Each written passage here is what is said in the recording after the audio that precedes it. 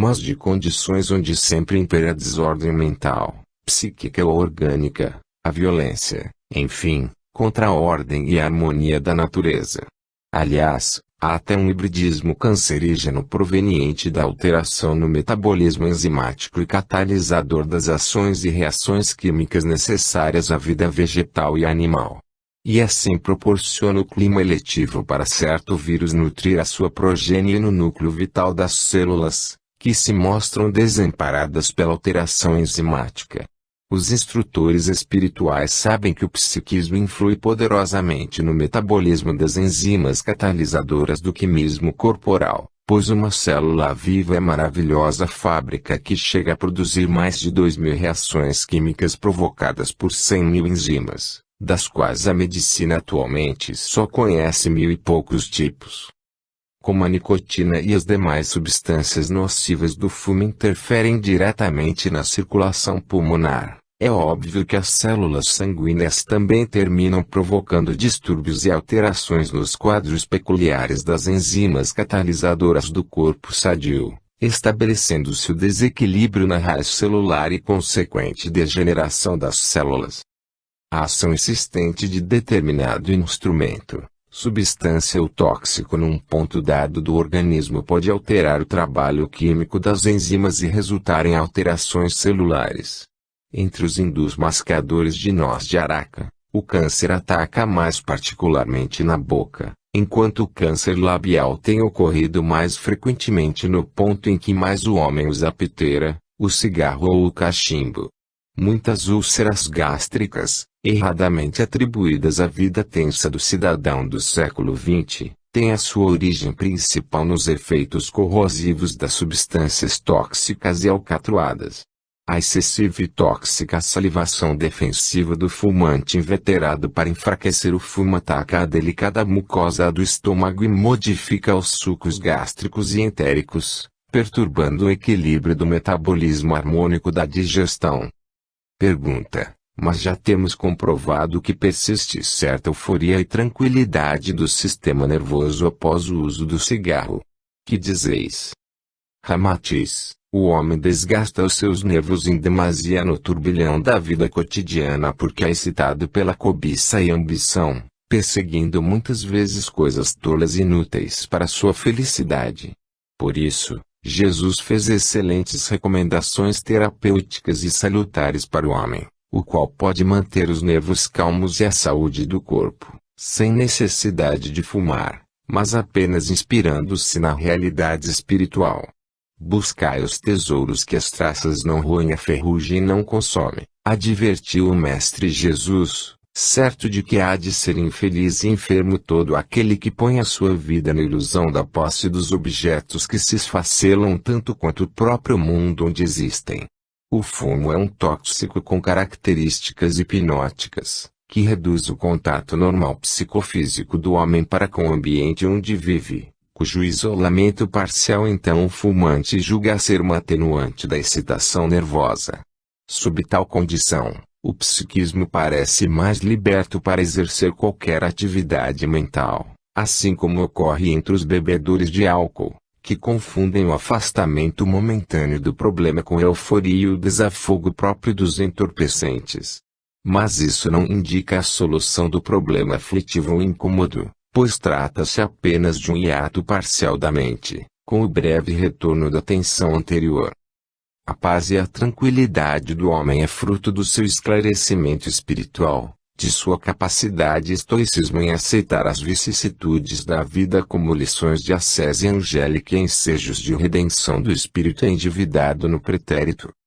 Pergunta: mas por que aumenta o número de fumantes no mundo, quando através da própria ciência já se conhecem os prejuízos indesejáveis produzidos pelo tabaco? Ramatiz: o homem terrícola ainda é muitíssimo negligente para consigo mesmo, e confia quase que exclusivamente na ciência acadêmica, a qual só opera a distrita superfície terráquea. Aumentam os vícios, as paixões e os tumultos que desventuram o ser, na mesma proporção que aumenta a humanidade, pois apesar dos triunfos científicos, a quantidade humana domina a qualidade espiritual. O homem conseguiu pousar na Lua através da nave espacial Apollo 11, mas ainda não conseguiu penetrar 1 centímetro na investigação do seu espírito, dispondo da bomba atômica e apenas apertando um botão ele pode destruir 1 milhão de criaturas, mas, lastimavelmente, não consegue destruir, sequer, o vício do cigarro. É capaz de dialogar genialmente com os povos antípodes do planeta, mas, infelizmente, não possui assunto superior para manter 1 minuto de palestra com a sua própria alma. Transplanta o coração de um desastrado para outra criatura cardiopata, consegue movimentá-la no trânsito do mundo sob a genial intervenção cirúrgica, e, no entanto, não sabe de onde vem, o que é e para onde vai. Ilumina a face do orbe sob o controle remoto, mas ainda não conseguiu acender uma vela para iluminar o próprio espírito. Senhor de riquezas materiais no mundo profano, ainda não pôde povoar de alegria e paz o seu coração. Por isso, na sua ignorância espiritual pouco faz para restringir a prática das coisas nocivas ao gênero humano, como é o tabagismo, o uso de entorpecentes ou alcoolismo. As indústrias tabagistas do mundo, através de processos de propaganda em cartazes vistosos, propagam o vício de fumar utilizando-se dos recursos mais excêntricos. Aqui, atrativas figuras de mulheres despidas convidam ao inigualável prazer divino de aspirar fumaça mal cheirosa do cigarro. Ali, esportistas famosos ou artistas consagrados apregoam a inspiração que o tabaco exerce na arte e no esporte. Acolá, os próprios dentistas fonderam em frases raras que o cigarro é um prolongamento epicurista do próprio homem. Há fidalguia requinte na elegância de cultuar o idolatrado cigarro, ou impõe respeito o famoso político entrevistado com vistoso charuto entre os dedos ama-relentos. E a humanidade negligente prefere despender fortunas para convencer que o fumo e o álcool são prazeres justificáveis até pela ciência, apreciados pelos esportistas que necessitam manter-se saudáveis, e cultivados por verdadeiras expressões artísticas do comportamento humano. Pergunta: o vício de fumar pode influir no caráter do homem? Ramatiz: sem dúvida, o vício de fumar causa perturbações de ordem fisiológica e intoxicação indesejável, mas não é tão aviltante como o uso indiscriminado do álcool e dos entorpecentes, os quais, realmente, degradam até a configuração psicofísica do homem. Mas se é elogiável um homem sensato, capaz e de vontade incomum, porque isso lhe define um bom caráter. Há sempre desdouro se ele mostra-se enfraquecido mentalmente no comando de si mesmo, como no caso de escravizar-se a qualquer vício nocivo. Assim, o tabagista é criatura que já perdeu o controle absoluto sobre o fumo, o qual se transforma numa entidade perniciosa a agir subrepticiamente impondo-lhe um desgoverno indesejável. Embora o hábito de fumar não indique subversão moral, quando o indomável já demonstra certa debilidade psíquica e incapacidade de o fumante livrar-se do cérebro tirânico do fumo. Falta-lhe força de vontade para dominar a situação, afastar o senhor que passa a residir na sua moradia mental e a lhe governa, pelo menos, uma parte do comando psicofísico do tabagista. Pergunta: quais são os prejuízos espirituais mais graves que podem afetar o fumante inveterado? Ramatiz: o indivíduo que perde o seu domínio mental e escraviza-se ao vício de fumar revela-se um candidato em potencial para outras investidas perigosas no seu psiquismo vulnerável. Assim que decaia na sua segurança moral, que negligência com estabilidade espiritual no mundo, constitui uma brecha a permitir a interferência possessiva de algum espírito desencarnado e sedento de satisfazer igual vício. Obviamente, quem não pode livrar-se de uma prática nociva, como é o tabagismo, é sempre mais difícil desprender-se de uma vontade oculta, que o espírito do além-túmulo e goza a plena liberdade de agir invisivelmente. Considerando-se que os espíritos desencarnados são apenas as entidades que se moviam pela terra através de corpos carnais, É óbvio que do lado de cá vivem as mesmas espécies da fauna humana terrícola. Em consequência, também é grande o número de espíritos de ex-fumantes inveterados, que embora despidos do corpo carnal, ainda estão presos ao vício tolo de engolir fumaça irritante cultivado na matéria. E como o desejo não é próprio do corpo físico, mas inerente ao espírito imortal, os viciados do além-túmulo necessitam de uma ponte viva e dinâmica para ligarem-se ao objeto do seu vício inexistente no mundo espiritual. Assim, os mais inescrupulosos ou sedentos vivem à cata de outros viciados encarnados, que lhes possam satisfazer a angústia tabagista. Eles procuram verdadeiras piteiras vivas para fumarem, assim como os alcoólatras sem corpo buscam canecos vivos para beberem, numa simbiose mediúnica eletiva. Pergunta: e como se processa essa degradante função, em que os vivos transformam-se em piteiras vivas dos espíritos viciosos desencarnados? Ramatiz: o duplo etérico do homem encarnado é um veículo de segurança contra os espíritos desencarnados, desde que ele não perca o controle e o domínio no comando. Nota do médium: cremos que não é demais repetirmos elucidações sobre a natureza do duplo etérico, veículo imponderável constituído pelo éter físico terreno, o qual situa-se entre o perispírito sobrevivente e o corpo físico do homem. Funciona com a ponte ligando a margem do mundo oculto ao mundo material, isto é, a vontade do espírito imortal para produzir ação corporal, e, devolvendo as reações do organismo carnal novamente para o espírito. Toda ação espiritual exerce-se primeiramente na mente do perispírito, ou seja, no invólucro do espírito, em seguida, incide no duplo etérico, o qual a transmite instantaneamente ao corpo físico. O homem então pode enfraquecer ou perder o comando do seu duplo etérico, quer seja pela escravidão a vícios como álcool, fumo, entorpecentes e jogatina, ou, ainda, pelo descontrole das paixões degradantes, temperamento exclusivamente irascível, até pela preguiça e descaso, passando a ser dirigido em vez de dirigir. O espírito lembra o cocheiro, o duplo etérico figura o cavalo, e o corpo carnal, o carro. O cocheiro tanto pode fazer o cavalo disparar por violência e destroçar o carro, como imprudentemente soltar as rédeas nas mãos de outro condutor malévolo. Assim, o espírito do homem perde o controle do seu duplo etérico por escravizá-lo aos vícios perigosos, cedendo as rédeas a outro desencarnado obsessor. O duplo etérico gera-se com o corpo físico e dissolve-se 3 a 4 dias após a morte do corpo carnal. Fim da nota. O duplo etérico é o intermediário entre o corpo físico e o perispírito imortal, o veículo onde se centralizam todas as ações e reações no intercâmbio do mundo espiritual com o mundo físico. Em consequência, a satisfação de fumar, no homem viciado, processa-se através da ação desse duplo etérico que, atuando na forma de sensibilíssimo laboratório confeccionado de éter físico da Terra, transforma o tabaco incinerado na condição de fluidos etéricos assimiláveis pela natureza sutil e imponderável do espírito imortal. Como o duplo etérico é um corpo provisório, que existe apenas durante a encarnação do espírito, pois desintegra-se alguns dias depois da morte carnal, quem desencarna desliga-se do seu laboratório que sublima as substâncias físicas em fluidos etéricos.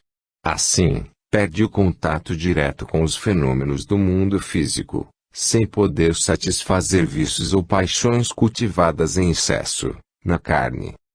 Isso acontece também com o ex-tabagista inveterado, que ainda mais se alucina ao ver-se desligado do corpo carnal e surpreende-se, aflito, pelo desejo do fumo estigmatizado no perispírito. Falta-lhe o duplo etérico, o transformador adequado para sublimar a erva incinerada em condições fluídicas assimiláveis.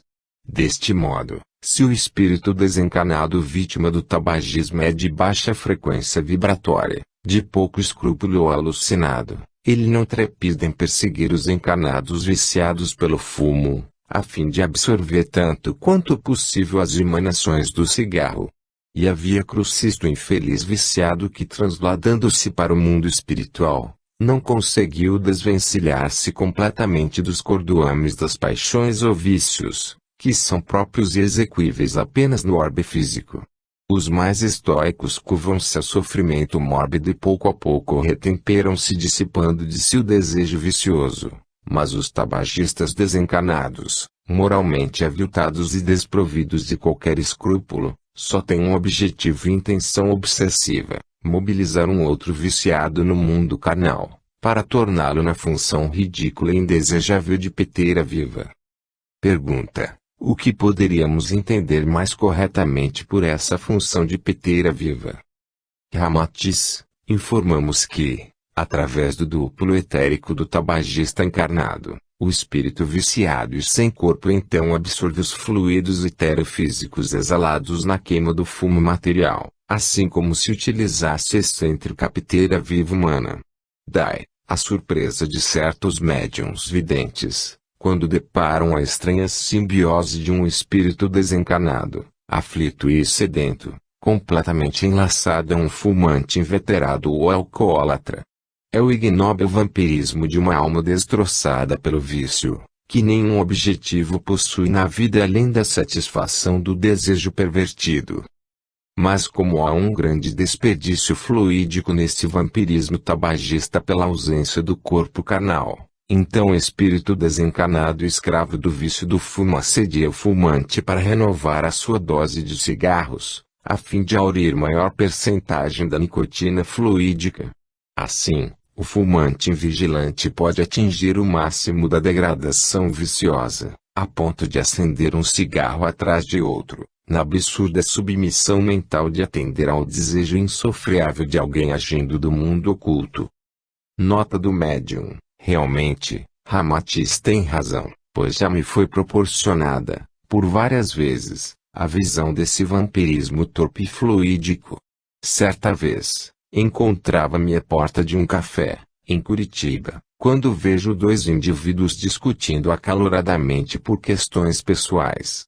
Súbito, na minha vidência, percebi enlaçado a um dos contendores um espírito repulsivo de fisionomia vampírica, que acompanhava todos os movimentos de ambos os contendores, pois movia-se, sedento, sorvendo os fluidos do charuto que um deles tinha à boca. Mas o que fumava? Por efeito da discussão, atirou fora o meio charuto ao solo. Então, o espírito vampiro do fumo mostrou-se tão furioso, que dava murros nas faces e esganava o seu obsediado, como a vingar-se da desatenção de jogar fora o resto do charuto ainda utilizável.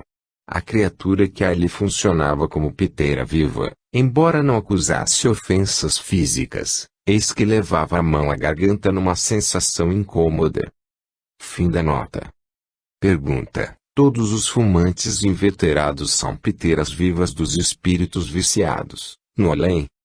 Ramatiz: a simbiose de um encarnado com um obsessor no vampirismo do fumo resulta propriamente da afinidade espiritual, moral ou psíquica entre ambos. É indubitável que, se Francisco de Assis fumasse, mesmo desbragadamente, nenhum espírito viciado conseguiria torná-lo uma peteira viva, em face de sua sublime frequência angélica, pois, entidade de tal quilate espiritual, mesmo algemada ao vício do fumo, jamais desceria a ignomínia de obsedar um encarnado e prosseguir no mesmo vício trazido da carne. Os espíritos benfeitores, embora tenham se deixado escravizar por algum vício, na terra, são bastante briosos depois de desencarnados, para curtirem a sua fraqueza sem prejudicar o próximo. Em consequência, nem todos os homens tabagistas são peteiras vivas, quando se trata de criaturas benfeitoras, dignas, pacíficas, amorosas, tolerantes e religiosas. Na verdade, o encarnado que funciona na condição degradante de peteira viva já é um candidato em potencial a futuro vampiro tabagista no além-túmulo, porque a simbiose viciosa e indesejável depende da afinidade por força da mesma moral censurável e sentimentos malévolos entre ambos. Pergunta: todos os fumantes inveterados, depois de desencarnados, sofrem no além os efeitos perniciosos do vício de fumar? Ramatiz, o sofrimento ou prazer de cada espírito, após a desencarnação, depende da extensão de sua escravatura ou submissão aos vícios e às paixões que cultivou imprudentemente no mundo carnal. Como o desejo continua a espicaçar o espírito, mesmo depois de desencarnado, pois isso não pertence ao corpo carnal transitório, ele há de sofrer tanto quanto seja a intensidade desse desejo, e, lastimavelmente, quanto a perspectiva ou probabilidade de poder satisfazê-la. No caso do tabagismo, o espírito evoca o cigarro, charuto ou cachimbo, com a mesma aflição com que fazia na terra, quando achava-se desprevenido de imediata satisfação viciosa. E como percebe que ainda é mais difícil acalmar o desejo insofreável, no espaço, então se torna mais desesperado centuplicando o sofrimento. Sabem os espiritualistas estudiosos e os médiuns, quando incorporam entidades sofredoras, que a fome, a sede, o desejo alcoólico ou de fumar, não se extinguem pela simples libertação do corpo carnal no falecimento físico, pois mudar de plano de vida é como mudar de apartamento, em que o morador continua a manter as mesmas idiosincrasias, gostos e prazeres. A morte não é um banho miraculoso, pois não transforma diabos em santos, analfabetos em sábios, viciados em espíritos puros. Em consequência, todos os fumantes hão de sofrer, no além, os efeitos brandos ou intensos de sua estultícia em perder o comando do organismo físico, estigmatizando, também, o perispírito, com vícios que depois o imantam ao mundo físico. Pergunta: e que aconteceria, no além-túmulo, a um excelso espírito desencarnado, supondo-se que ele tenha sido um fumante desbragado, na terra? Ramatiz, alma sublime, mas estigmatizada pelo vício de fumar no mundo físico, assemelha-se a uma espécie de balão cativo, que depois de livrar-se de 99 amarras, lutasse afanosamente para desprender-se do último cordel que ainda imanta a carne. Embora situada no paraíso, entre os eleitos do Senhor, ela sentisse inquieta e aflita pelo chamamento do mundo carnal no desejo vicioso.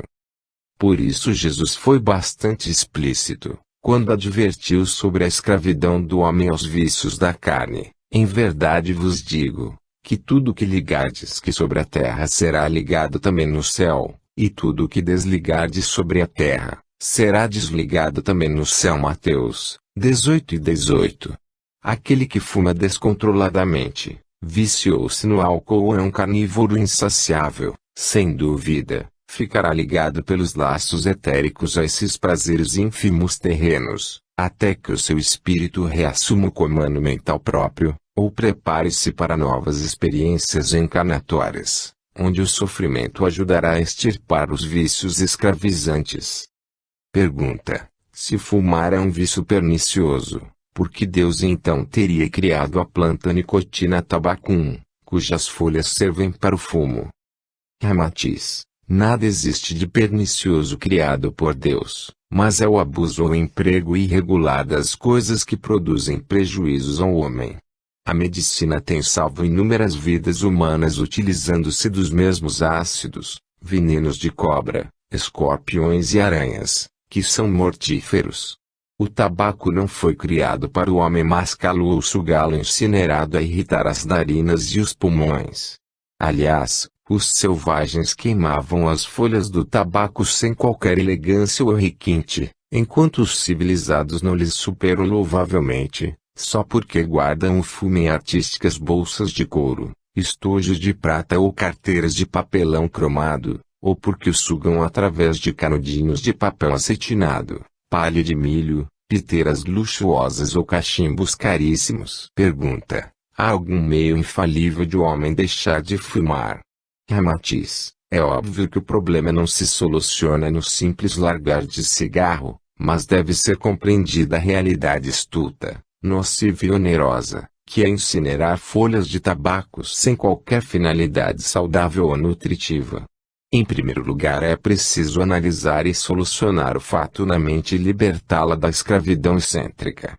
Alguns homens recuperam a sua força de vontade instantaneamente e expulsam de si a indesejável entidade tabagista viciosa. Outros preferem eliminar o intruso através de etapas sucessivas e reconquistam, palmo a palmo, o terreno perdido. O psiquismo, às vezes, precisa retomar o ponto de partida do vício, analisá-lo desde os primeiros efeitos fisiológicos desagradáveis e perniciosos, inclusive quanto à infantilidade de chupar canudinhos de papel com erva mal cheirosa, que produz fuligem nos pulmões, irrita a garganta e amarela os dedos. Há que refletir no incômodo causado às pessoas amigas ou estranhas, nos restaurantes, salões, ônibus, trens e elevadores, quanto às cinzas e aos buracos nas roupas, sobre a angústia de não poder assistir tranquilamente a uma cerimônia ou filmes cinematográficos sem fumar. Além do perigo de incêndio, existe a situação humilhante de um homem que se julga senhor de si, mas ainda escravo de um poder oculto, primário e nocivo, como é o ridículo vício de fumar. A libertação do tabagismo há de ser mental, sem trocas por bombons ou cigarros repulsivos, que embora inofensivos, ainda demonstram a fraqueza de vontade e a necessidade de um substituto vicioso. Convença-se o fumante de que o fumo não causa prazer ou distração, nem acalme os nervos e não produz inspirações sublimes. É um vício ridículo, que humilha qualquer homem inteligente e sensato. O fumante inveterado devia lastimar-se por ser escravo do estulto canudinho de erva queimada onde uma folha de fumo enrolada entre os lábios babosos.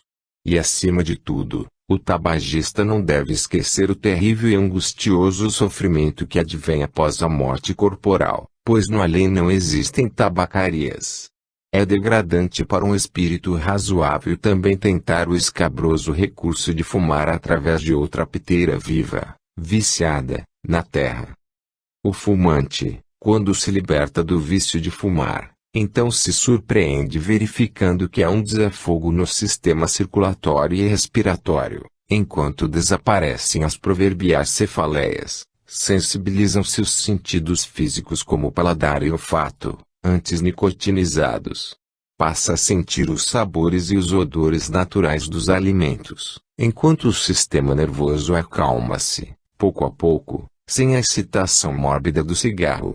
Finalmente, sentirá orgulho de sua grande vitória ao libertar-se do fumo que já lhe dirigia até os pensamentos, fortalecido para iniciar a ofensiva contra quaisquer paixões ou demais vícios que prendem a alma nos ciclos tristes das reencarnações físicas. Capítulo 9 – O problema do vício de beber. Pergunta: sem dúvida, os instrutores espirituais devem considerar o álcool um dos maiores malefícios do nosso mundo. Não é assim? Ramatiz: o álcool não é um dos maiores malefícios do mundo, mas de incontestável benefício para o ser humano. Ele serve para compor xaropes, tintas e medicamentos, move motores, alimenta fogões, ilumina habitações, higieniza as mãos, desinfeta contusões e seringas hipodérmicas, limpa móveis, extrai manchas de roupas e asseia objetos, destrói germes perniciosos e enriquece os recursos da química do mundo. Usado com parcimônia, estimula o aparelho cardíaco, acelera a digestão difícil e ajuda a queimar o excesso de gorduras nas pessoas idosas. O álcool é maléfico, avilta, deprime e mata, quando os homens abusam de sua ingestão e chegam a degradar-se pela embriaguez. Pergunta: sob a vossa conceituação espiritual, o alcoolismo deve ser considerado um vício ou uma doença da humanidade terrena? Ramatiz: o alcoolismo deveria ser enquadrado mais propriamente no terreno patológico, pois o alcoólatra é um doente, que se enferma por sua livre e espontânea vontade. Assim como certas doenças deformam e lesam o organismo durante a sua manifestação, a embriaguez também produz lastimáveis e perniciosos efeitos no corpo físico, ofendendo os delicados centros cerebrais e rebaixando o homem no conceito da moral humana. Surpreende-nos que os administradores, cientistas e autoridades de todas as nações terrenas movimentem campanhas contra o vício da maconha, da cocaína, da morfina e do ópio, e até procuram disciplinar o uso de entorpecentes farmacêuticos, mas negligenciem completamente quanto ao abuso do álcool e tolerem os seus resultados nefastos. Enquanto a medicina inverte somas apreciáveis para pesquisar e sanear moléstias de menor importância, descuram-se de erradicar o alcoolismo, que lesa a vitalidade humana. Embriaga-se o rico com o uísque caríssimo e o pobre se degrada com a cachaça. No entanto, ambos se envenenam pelo mesmo tóxico pernicioso. Pergunta: qual é o principal motivo da negligência das autoridades do mundo quanto ao problema nocivo do álcool? Ramatiz: há um velho provérbio no vosso mundo, que diz: lobo não come lobo, justificando, com bastante clareza, o motivo do desleixo humano quanto ao problema cruciante do alcoolismo.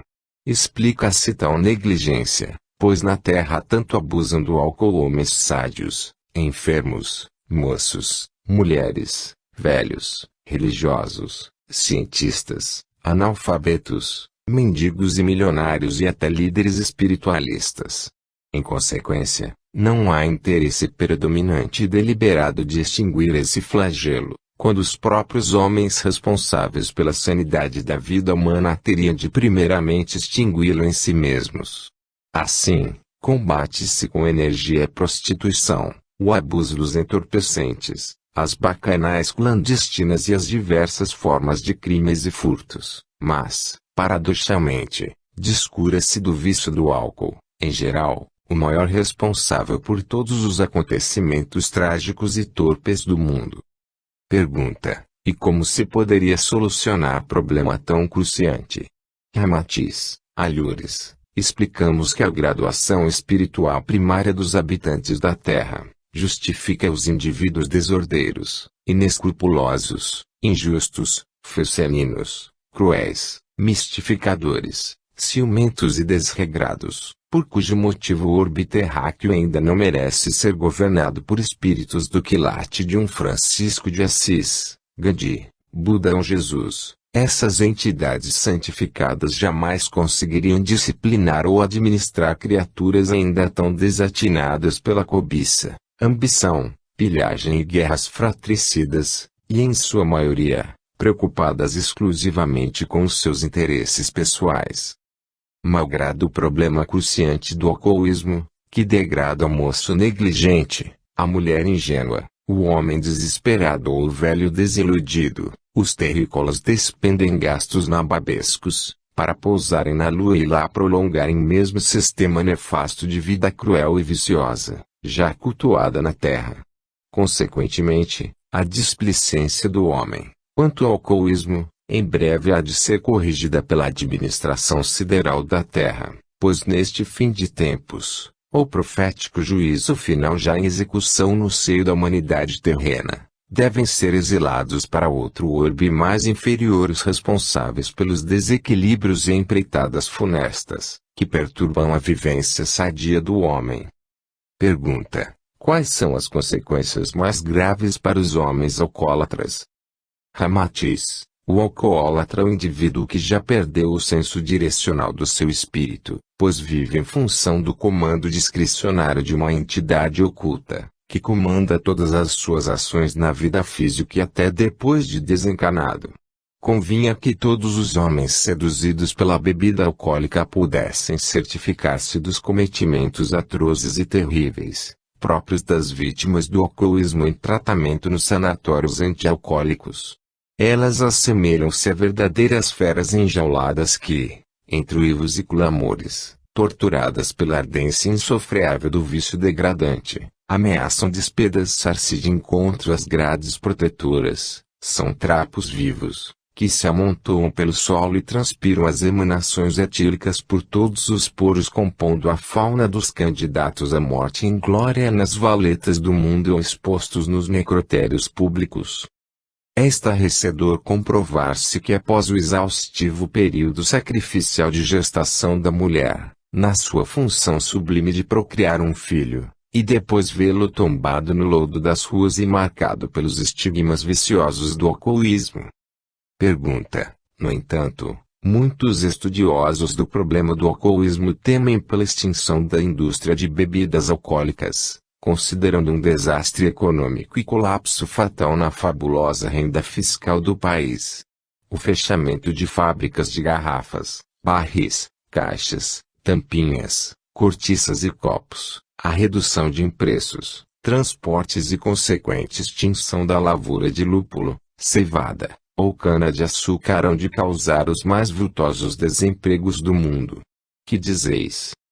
Ramatiz, é absurdo, insensato e maléfico esse sistema de sustentação econômica terrícola através do álcool, pois ainda são mais catastróficos os prejuízos e as tragédias decorrentes de tal vício, em vez do desastre econômico, desemprego e déficit da renda fiscal, que podem ser remediados por outros recursos mais sensatos.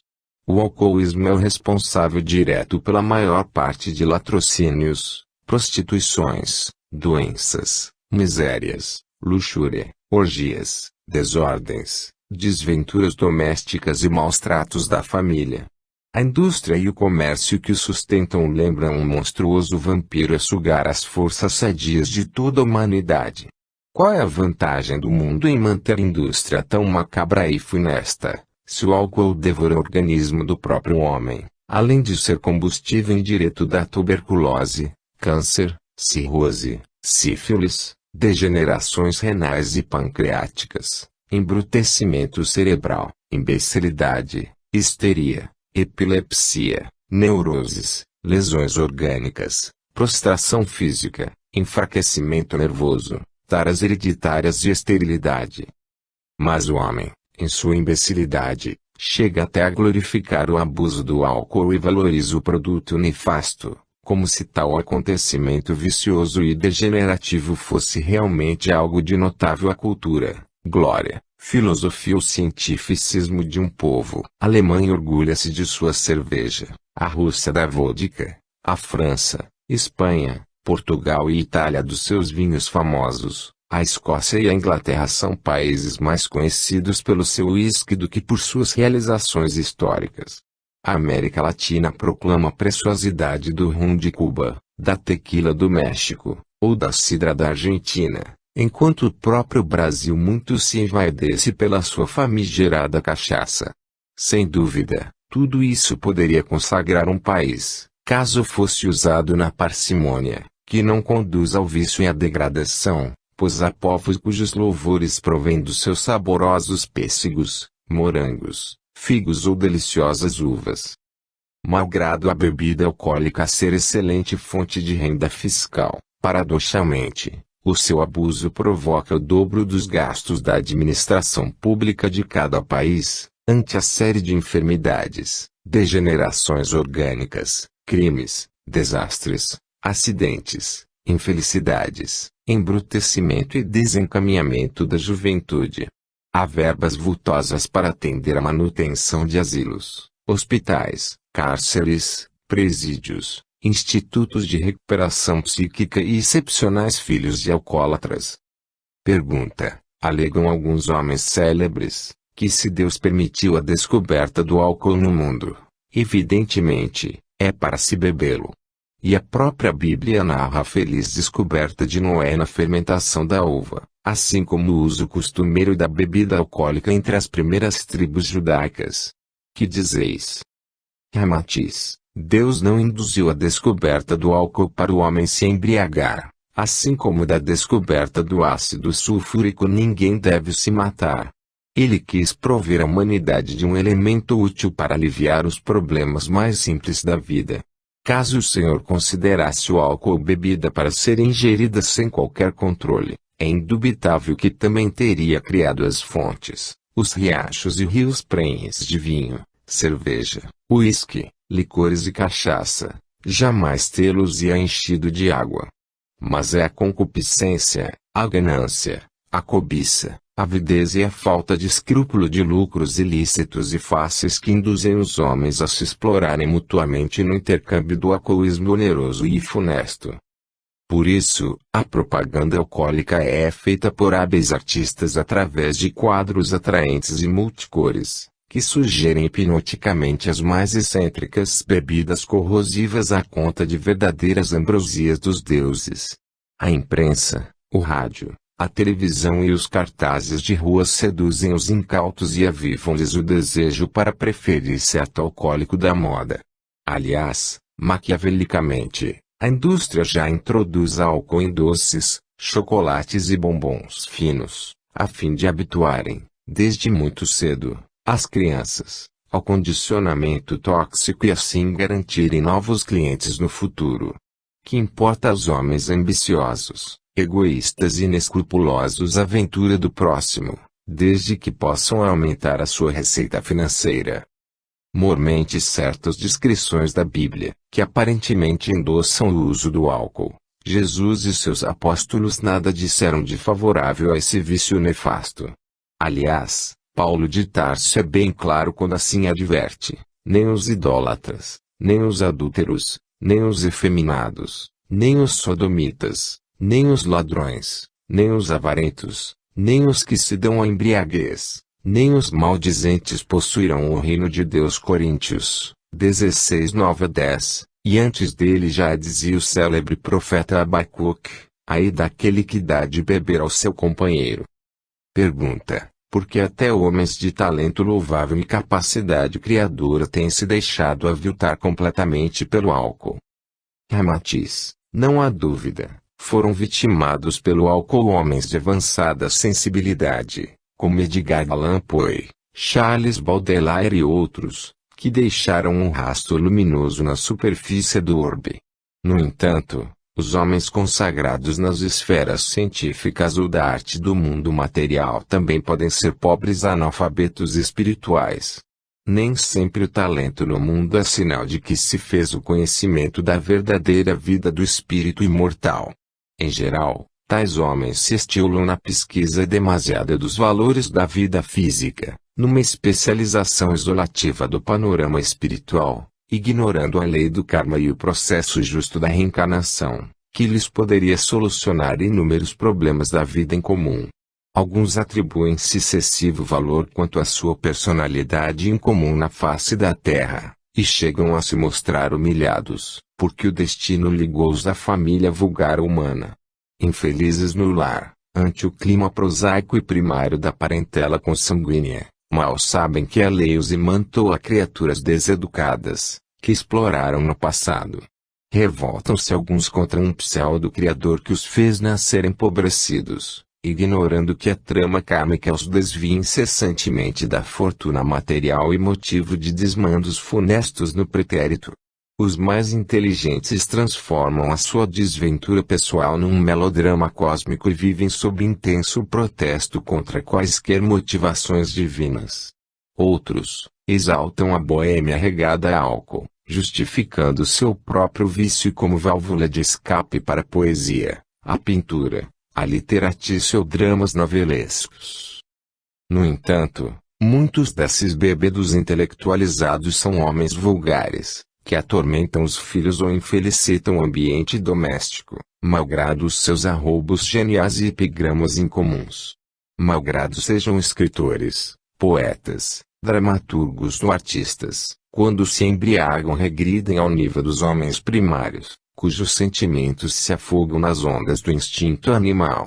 Em geral, a esposa heróica se curva sobre o tanque de lavar roupas, atravessa a madrugada com o ferro de engomar, ou se humilha na limpeza dos casarões alheios, desdobrando-se para sustentar, vestir e educar a prole faminta, enquanto o esposo de talento percorre as bodegas lançando ditos inteligentíssimos ou compondo poesias de alta emotividade.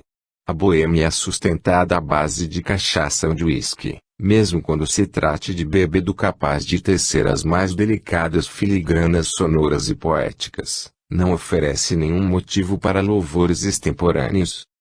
Pergunta: mas a história e a literatura do mundo exaltam bastante os poetas, artistas e músicos, os quais, embora fossem notívagos e beberrões, deixaram sinais brilhantes na sua passagem pelo mundo terreno.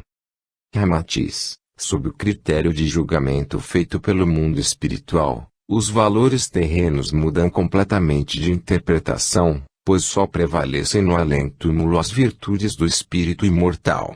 É flagrante a incoerência do homem que traça roteiros luminosos e geniais no campo da poesia, da arte, da crítica, do teatro ou da literatura, mas não consegue movimentar-se de modo digno e sensato junto à família. Os sentimentos de bondade, ternura, humildade, renúncia, fidelidade e amor não são exclusivos do homem talentoso e científico, mas qualidades insígnias do homem. Muitos gênios forjados nos elementos transitórios do mundo material, e distinguidos lisonjeiramente pela história, são espíritos débeis e escravos dos vícios, exaltando a boêmia improdutiva. Muitos desses boêmios talentosos, mas ignorantes da realidade espiritual, que alegram as ruas e os botequins das cidades, costumam abandonar a família como um lastro inútil, oneroso e humilhante. Outros trocam a companheira devotada, laboriosa e resignada, que os serviu nos dias mais aflitivos, pela mulher volúvel, ociosa e ladina, e a elegem como inspiradora de suas obras excêntricas. Causa estranheza que tais gênios só despertem a sua veia poética ou a inspiração artística sob o aquecimento do álcool corrosivo, mas quando sóbrios são incapazes de conseguir 1 litro de leite para os filhos. Nenhum ensinamento duradouro podem ligar à humanidade os poetas, filósofos e artistas, que, para produzirem algumas obras geniais, principiam justamente escrevendo o drama covarde e inescrupuloso de abandonarem a família. Que valem para o mundo, cada vez mais sedento de esclarecimento espiritual, a lacridade, as rimas, os conceitos e as filigranas, os pensamentos e as graças literárias dos poetas ou gênios alcoizados, que sabendo cantar a epopeia da vida humana, não conseguem manter alegria no próprio lar. Pergunta: os homens geniais, mas boêmios e beberrões, quando desencarnam também sofrem as mesmas consequências aflitivas próprias das vítimas de embriaguez, sem qualquer talento ou cultura? Ramatiz: a lei espiritual preceitua a cada um será dado segundo as suas obras, e não quanto à sua cultura, crença, inteligência ou alacridade boêmica. O alcoólatra, de qualquer natureza, ou mesmo capaz de criar no mundo das letras ou da arte, quando desencarna sofre no perispírito as consequências mortificantes da ação corrosiva do tóxico alcoólico, assim como o arsênico tanto queima a pele do homem ou da mulher, do bandido ou do santo, do gênio ou do analfabeto. Isso é uma questão de química transcendental e nada tem a ver com a condição social, cultural ou religiosa do homem no mundo físico. Aliás, a inteligência ou genialidade humana, que distingue o homem na face terráquea, pode ser completamente inútil para a criatura ainda distante da sabedoria espiritual do mundo angélico. O artista genial pode criar deslumbrante obra no mármore provisório do mundo físico, e, no entanto, ser um péssimo escultor da sua própria felicidade. O escritor talentoso pode compor admirável texto literário de esclarecimento psicológico aos encarnados, continuando um analfabeto nas suas resoluções espirituais. A verdadeira sabedoria é alicerçada nas coisas definitivas do espírito imortal, uma vez que o mundo físico é apenas o meio e não o fim da existência humana.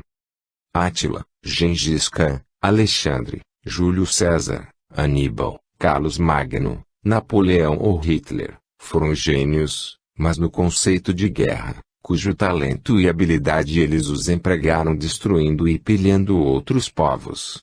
Passaram pelo mundo execrados por essa genialidade enfermice que deixou gemidos e mortes no seu rastro de sangue. No entanto, gênios também foram Vicente de Paulo, Francisco de Assis, Paulo de Tarso, Buda, Krishna, Confúcio, Gandhi ou Jesus, porém, sábios espirituais que consagraram-se na estratégia sublime de melhorar e enriquecer a vida da humanidade. O sábio autêntico é aquele que sabe administrar a sua própria vida espiritual, proporcionando a si mesmo a aventura eterna. Jamais é genial quem conquista povos ou tesouros materiais, mas desencarna possuindo um árido deserto no coração.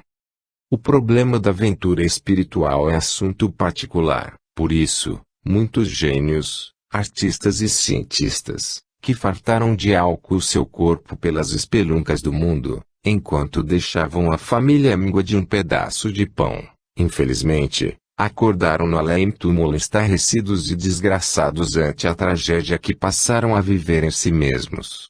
Sofreram a mais atroz desilusão, desaparecendo-lhes a garridice, o sarcasmo e os epigramas com que se aureolavam no mundo físico e deslumbravam os fãs através de jogos incomuns de palavras e recitativos alacres. Muitos desses famosos beberrões ironizavam os tolos da crença na vida imortal. Mas, para sua infelicidade, confundiam a sua própria incapacidade de apercebimento da realidade divina, na convicção de avançada sabedoria pessoal. Malgrado terem sido cultos oradores, abalizados filósofos e argutos psicólogos, ágeis de raciocínio, famosos e ricos de epigramas aguçados, eis que após o falecimento precisam apoiar-se, servilmente, na textura que lhes oferece a esposa inculta, inexpressiva e resignada, que, no seu orgulho intelectivo eles abandonaram na terra. Pergunta: fomos informados de que o álcool chega a produzir modificações na contextura do perispírito. Poderíeis dizer-nos algo a respeito desse acontecimento? Ramatiz: não há dúvida. A anarquia física do bêbado é apenas o reflexo da sua mórbida desordem psíquica. Assim, quando desencarna, o seu perispírito desfigurado pela ação corrosiva etéreoastralina do álcool plasma um aspecto larval, vampírico e horrendo, que impressiona e assusta as almas mais tímidas. Aí na Terra, o corpo desfigurado, bamboleante e repulsivo, reflete a desagradável plastia da sua organização perispiritual, cujo tecido delicadíssimo é profundamente sensível às ações mentais. O bêbado descuida-se do seu vestuário, torna-se excêntrico e extravagante, interpreta a vida a seu modo e confunde anomalias censuráveis com a naturalidade da existência. Irrita-se facilmente, discute numa fatigante verborragia as coisas mais simples e tolas, contradiz-se, revolta-se, rebaixa-se moralmente e perde o senso psicológico do ambiente. Vive a existência à parte, os seus delírios são constantes e mesclados de alucinações visuais e auditivas. Degeneram-se os seus órgãos físicos, inflamam-se os intestinos e o estômago sob a ação corrosiva do álcool, atrofia-se o fígado, dificulta-se a drenação renal e fatiga-se o coração. Então, o seu aspecto modifica-se numa feição estranha, o rosto de cor terrosa, olhos empapuçados e injetados de sangue. O ébrio contumaço se impressiona e se horroriza da sua feição quando, depois de desencarnado, defronta a sua imagem refletida na condensação fluídica do meio australiano, pois alguns fogem, espavoridos de si mesmo, lembrando as histórias fantásticas de um médico e um monstro. Pergunta: mas o álcool, certas vezes, não parece citar a inteligência do homem e o faz revelar conhecimentos que ocultava quando sóbrio? Ramatiz: o álcool, de princípio, produz certa euforia ou sensação de bem-estar no homem, que pode ser interpretada a conta de agradável contemporização para as mágoas da vida. Mas o fato de certos indivíduos tímidos e introvertidos, que depois de ingerirem álcool passam a fazer pilhérias, tornando-se irônicos, desembaraçados e audaciosos, não comprova que o álcool os tornou mais inteligentes. Se assim não fora, bastaria ministrar o álcool a um imbecil e ele se punha a compreender as ideias sensatas, pontificando com segurança entre eruditos. Pergunta: há afirmações médicas de que o câncer também provém do alcoolismo, tal qual acontece com a cirrose hepática? Que dizeis? Ramatiz: o câncer é originário de diversas causas, tanto viróticas, químicas, traumáticas, enzimáticas e até psíquicas, pois é uma consequência de qualquer anomalia e desordem no ritmo da vida. Mas a sua maior proporção destruidora provém do karma de espíritos, que no passado empregaram mal as forças criadoras da magia, a fim de satisfazerem o seu interesse e egotismo, causando prejuízos ao outrem. E como o câncer é a materialização de atitudes humanas censuráveis ou perturbações no ritmo da vida, também pode originar-se da alimentação nociva, no vício do álcool, do fumo, do entorpecente, aviltamento sexual, abortos e demais violências praticadas contra o princípio harmônico da vivência do homem. Assim, o câncer também se produz nos próprios animais, cuja domesticação, por parte do homem, os violenta da sua vivência normal selvática, onde atendem a um ritmo sádio da vida. Perturbam-se, de início, pelos equívocos da alimentação do sal e açúcar químicos, do alimento quente e condimentado. Aliás, até os vegetais podem tornar-se cancerosos, como já tem sido observado quando perturbados no seu crescimento natural, comprovando que o câncer, em suma, é consequência de qualquer alteração no ritmo normal da vida. Obviamente, pelo seu efeito corrosivo e degenerativo, o álcool facilita nos indivíduos mais vulneráveis o clima eletivo para mais rapidamente se manifestar o câncer. A penetração sistemática do tóxico alcoólico nos tecidos delicados do organismo físico inverte os polos criadores da vida e propicia a subversão cancerígena. As células desvitalizam-se modificando-se no esquema biológico até se tornarem lixo micro-orgânico, pesando na economia do organismo, depois de minadas na sua base fundamental criadora. Da mesma forma, a radioatividade em excesso ataca a intimidade delicada da medula óssea e altera a função criadora do processo da hematopoese, que é responsável pela produção de glóbulos vermelhos, do que resulta a leucemia ou câncer sanguíneo. Pergunta: mas o que poderíamos entender por câncer kármico? Ramatiz: o câncer kármico resulta da vertência da carga psicotóxica do perispírito para o corpo carnal, espécie de residual nocivo de energias destruidoras, que o espírito mobilizou em vidas anteriores na prática da feitiçaria mental, verbal e física. Não é propriamente um castigo divino, mas consequente perturbação no mecanismo normal do intercâmbio das forças primárias, provindas da Terra, em choque com as energias espirituais descidas do além. Os radiologistas que morrem de radiotermite não são castigados por exercerem profissão comum e perigosa, mas eles sofrem apenas o efeito da causa nociva e radioativa, que é inerente ao mecanismo e à técnica radiológica. Assim, os espíritos que, na sua ambição e ignorância das leis da criação, mobilizaram certa energia primária, de fácil inversão destruidora, terão de suportar a dolorosa condição de cancerígenos futuros, quando para sua própria aventura espiritual precisarem drenar do perispírito indesejável mórbido e deteriorado. Sabe-se que a eletricidade é uma força criadora ou destrutiva, conforme seja aplicada à sua polaridade, pois ela tanto produz a luz, o calor, como regela e mata, na inversão dos polos. Eis, então, porque o câncer incide mais nos órgãos vulneráveis ou ofendidos do homem alcoólatra, como é o esôfago, o estômago ou então os pulmões, nos fumantes inveterados. Pergunta: a cirrose do fígado é uma consequência específica do alcoolismo, como afirmam os médicos? Ramatiz: realmente, entre os beberrões inveterados a cirrose é especialmente provocada pelo abuso do álcool, tal qual verificou René Laenne, o descobridor da auscultação médica e fundador da medicina anatomoclínica, quando verificou que 90% dos casos de cirrose eram motivados pelo alcoolismo.